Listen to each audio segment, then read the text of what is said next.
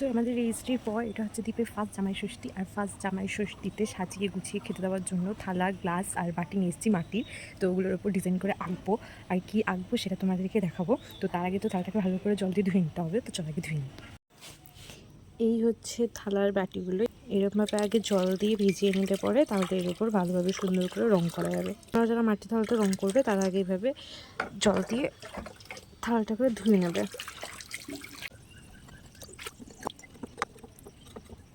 এরপর থালাটাকে ভালো করে শুকিয়ে নিয়ে অল্প একটু ব্রাউন কালার আর হোয়াইট কালার দিয়ে থালাটাকে পুরো কালার করে নিয়েছি এবং পেন্সিল দিয়ে মার্ক করে নিয়েছি। এরপর পেপারের উপর যে রাফ স্কেচটা করেছিলাম সেটাকে আবার থালার উপরে করে নিয়েছি। এরপর থালার ফিগারগুলোকে কালার করে নিলাম এবং আমি এখানে এর সাথে কলকার ডিজাইন রেখেছি যাতে পেপারটা আরও ফুটে ওঠে। তোমাদের সবার কীরকম লাগলো এই থালাবাটি গ্লাসের ডিজাইনটা আমাকে অবশ্যই কমেন্টে জানিও। আর তোমাদের ভালো লাগলে পরে আমাকে ডিএম করতে পারো। দেখা হচ্ছে পরের ভ্লগে। Bye bye.